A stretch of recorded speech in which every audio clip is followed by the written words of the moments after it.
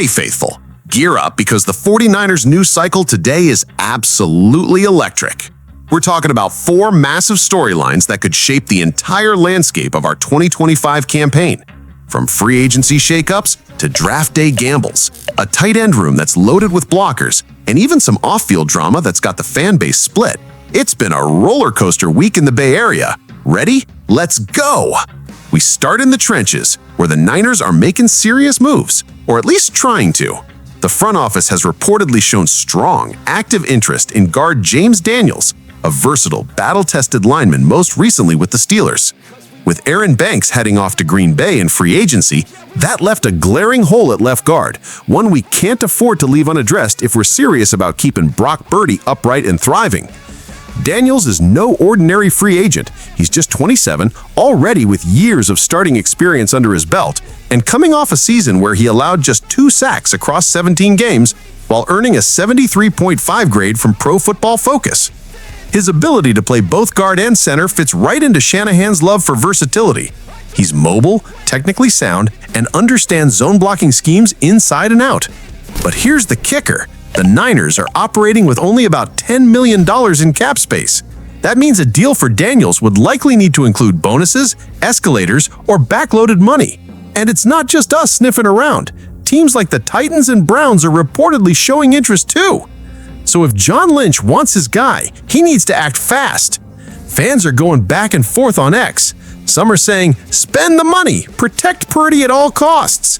Others argue, trust the youth movement, let Dominic Pooney prove himself. And honestly, both sides have a point. Imagine a clean pocket for Purdy all season long. We could see another MVP caliber run. But overpaying a free agent and missing on a rookie could hurt us long term. So what's your call? Should we go all in on Daniels or let the next man up take the reins? Let's pivot from protection to production, specifically the ground game. The Niners used the 147th overall pick, acquired in the Deebo Samuel trade, to select Oregon running back Jordan James. And folks, this kid is an absolute spark plug. At 5'9", 208 pounds, he's compact, explosive, and runs with a low center of gravity that makes him tough to bring down. With over 2,200 rushing yards and 32 touchdowns in college, James arrives with big play potential written all over him. And get this, Frank Gore, the legend himself, gave the pick his seal of approval. That's not something to take lightly. Gore knows running backs. He knows toughness. And if he's hyped, you better believe the faithful should be paying attention.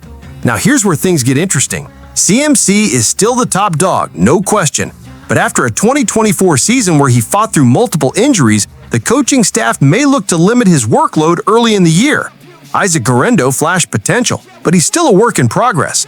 With Elijah Mitchell and Jordan Mason no longer in the picture, the depth chart suddenly looks wide open behind McCaffrey. Could James be this year's breakout rookie? Fans on social media are split. Some see another Elijah Mitchell-type rise coming. Others think he'll be buried unless there's an injury.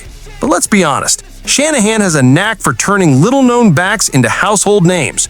Breida, Mostert, Jeff Wilson Jr., they all thrived in this system, and James could be next. Imagine this. It's week 1, second quarter, and Jordan James busts a 45-yard touchdown run behind a jumbo set. Levi's erupts. McCaffrey smiles on the sideline. That's the dream scenario. But let's not forget, he still has to prove he can block, catch out of the backfield, and pick up blitzes at the NFL level. So what do you think? Steal of the draft or just a role player? All right, now let's talk tight ends. The most overlooked group in most offenses, but not in San Francisco. George Kittle is still the heart and soul of the position. At 32, he's aging like fine wine, crushing defenders in the run game, making highlight reel catches, and leading with energy and toughness. But behind him, there's been movement. The 49ers brought in Luke Farrell from the Jaguars, one of the best blocking tight ends available, and also re-signed Ross Dwelley after a 1-year stint in Atlanta. The message seems clear. Shanahan wants to double down on physicality. These guys aren't flashy route runners, they're grinders. They're here to open lanes and wear defenses down. You've also got young names like Braden Willis, Jake Tunges, and Mason Pline fighting for depth roles. It's a crowded room, but one with a very clear identity. Bully ball. Fans are starting to speculate. Is this the return of the ground and pound Shanahan offense? We're already seeing people draw comparisons to the 2019 season, when the Niners dominated the line of scrimmage and ran their way to the Super Bowl. Could we be heading back to that blueprint? The addition of multiple blocking first tight ends suggests that may be the case. But here's the concern. Are we sacrificing passing game creativity for brute force? Will Kittle's receiving stats take a hit? Could this make the offense more predictable in the red zone? One thing's for sure. When you line up with Kittle, Farrell, and a lead fullback, you're telling defenses exactly what's coming and daring them to stop it. Is this brilliant or reckless?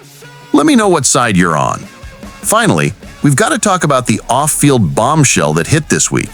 Wide receiver Demarcus Robinson, who the 49ers just signed to a 2-year $9.5 million deal, pled no contest to a DUI charge stemming from an incident last November when he was still with the Rams.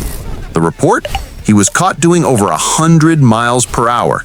The result? 3 years of probation, a $390 fine, and a mandatory 90-day alcohol education program. Now this is where the fan base gets divided. On one hand, Robinson was brought in to replace Deebo's production, especially as a deep threat. Last year, he had 31 catches for 505 yards and 7 touchdowns. Solid numbers, especially for someone who wasn't a WR1. He's got speed, route running, and timing with QBs downfield.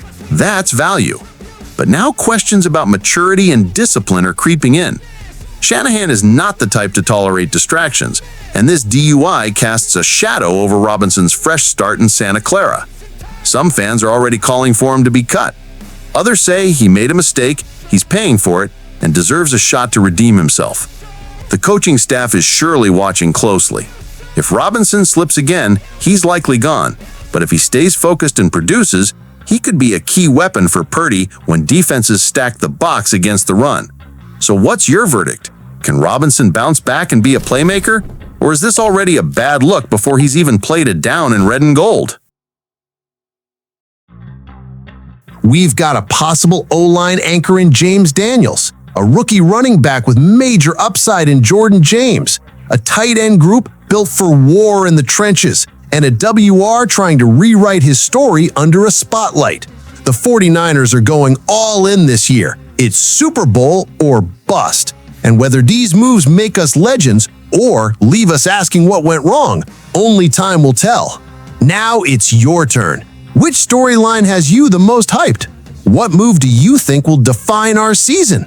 Hit that like button, drop a comment, share your takes, and let's keep this energy rolling all the way to kickoff. Stay locked in, faithful. We're just getting started.